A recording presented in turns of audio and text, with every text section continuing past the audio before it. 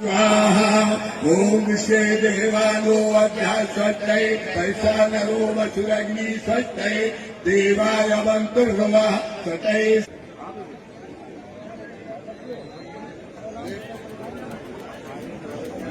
कृपया ध्यान दें, केवल परिजन लोग अभी परिजन लोग संरक्षण नहीं हो पाए, 2 लोग बैठे हैं, सभी लोग परिवार के लोग आकर के आसन ग्रहण करें।